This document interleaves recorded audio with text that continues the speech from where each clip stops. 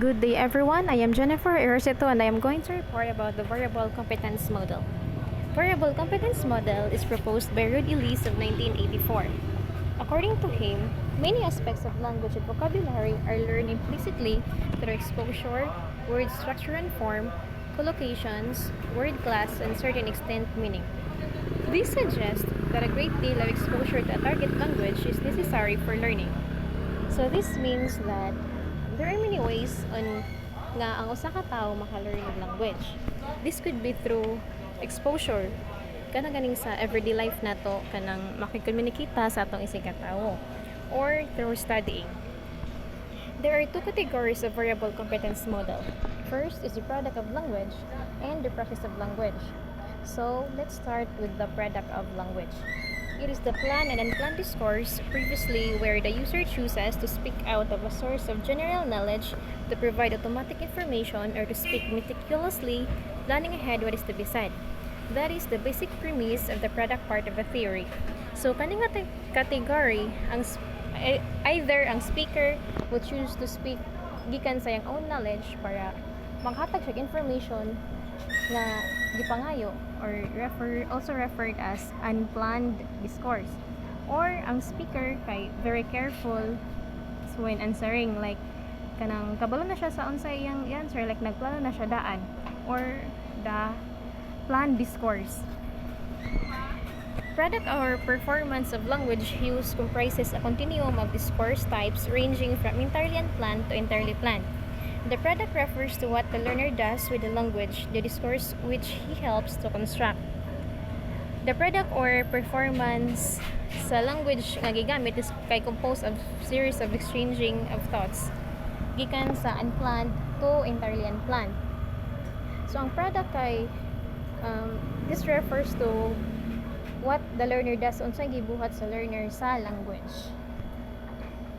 The difference between unplanned and planned discourse. So, ang unplanned discourse, it is a discourse that lacks thought and preparation. So, from the word itself, unplanned, so di siya prepared. The speaker is not prepared. The speaker is just continue to speak and answer. Same anang kanang kuanra impromptu gani, pangutan tag impromptu niya.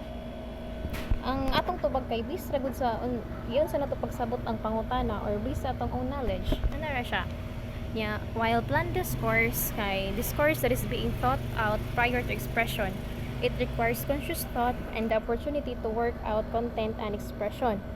So kani nga discourse kay gipanganda man jud ni siya, it's like scripted gani siya, ang flow kung sa isulti, ang expression and all. The details are already planned. This is advantage because the speaker can work on what he or she wanted to deliver based on his or her topic. So the second is the process of language. Language use is to be understood in terms of the distinction between linguistic knowledge or rules and the ability to make use of this knowledge or the procedure. So sa kanina category, the language is used to understand an information and later gain knowledge. One's ability to use the knowledge obtained is called procedure. The process refers to both how the learner internalizes second language knowledge and how he uses this knowledge in performance. The strategies in learning and use which comprise the black box. So process kay this refer to kanang giyon sa learner pag-obtain ng knowledge og giyon sa sad niya paggamit ang knowledge in terms of performances. So the strategies and the uses, so ang mga strategies o giyon sa niya paggamit kay mo na siya ang ni-comprise sa black box. Process of language is more pragmatic than we think. People have far more understanding of the language than what is expressed in discourse. This leads to the basic premise of the model. Premise that the language user has variable, which means that we possess a myriad of different rules for different uses of language. And this means na kanang kanang naatay mga innumerable gani nga kanang rules o kanang gamit sa language, bisan unsa na to og gamit ang language sa kung unsa na to pag-apply ang language nga na siya. And then kanang kay innumerable man siya, innumerable in terms of different rules for different uses of language. Of course, each uses kay nandiyo na siya corresponding na rules. So second is that the language user has variable application. This means that contends that when we speak, we analyze from different perspective what we're saying prior and during speech. So sa kani siya nga application, kanang very applicable ni siya in our everyday life. When we speak, of course, kanang we have to think first on what are we going to say gani, depending sa situation, kanang kung asa ta nga situation na belong. Discourse continuum. It is of central importance in the variability model. It accounts that second language learners produce output that manifest one role on one occasion and a different role on another occasion. What's Klimker of 1972 called block sliding, which might be better termed discourse sliding. Letter analysis of speech happens in the primary and secondary way. So primary is when we say things that are automatically known and does not require analysis, such as our name, address, and other factual knowledge that are stored permanently. So kaning analysis primary. So it is when kanang ang atong ipang istorya is more on factual gani, no need to analyze na, like sa atong pangalan, address, or other direct questions. Secondary analysis happens when we plan ahead or when we mentally edit what we need to say.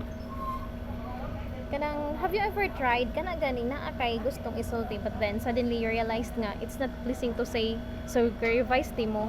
So mo na siya gitawag og secondary analysis. Kanang imong before nimo isulti mo sa jung hunahunahon kung maayo ba or sakto ba ang imong isulti. So if we're going to connect unplanned discourse, use primary processes which is automatic ra siya nga ma-answer nimo based on your own knowledge. Nya ang planned discourse kay uses secondary processes to obtain knowledge. So, the principles of the variable competence model. With the zone of 1984 refers to knowledge or rules as to competence, and to knowledge of procedure involves during rules to construct discourse as capacity. So, number 1, there is a single knowledge store containing variable inter-language rules according to how automatic and how analyzed the rules are. Our brain stores a significant amount of inter-language rules which we can access at any point. Second is the learners possess a capacity for language use which consists of primary and secondary discourse and cognitive processes. And this means that all the learners possess a capacity to use language either sa katong primary or sa secondary, which is analytical way.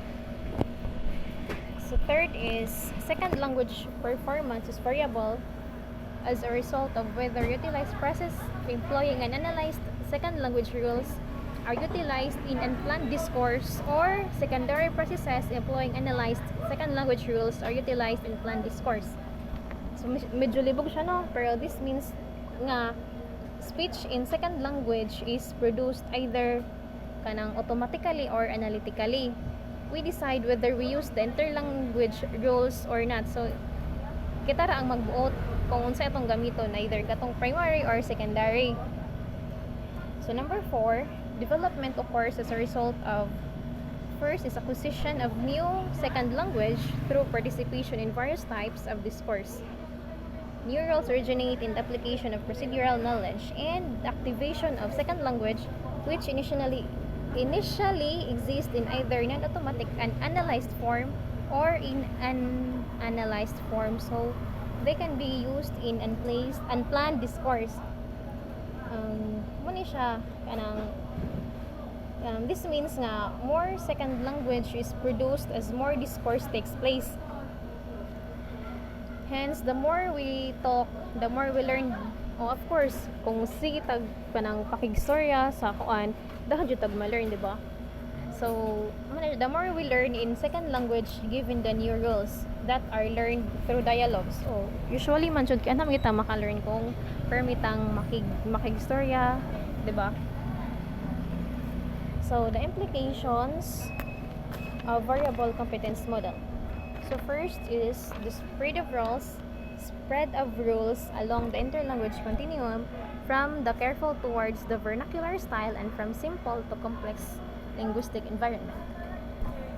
This means that using the primary and secondary analysis in our everyday lives, this will help the learner to become motivated gani and felt like capable na siya sa makig-socialize sa mga tao gani.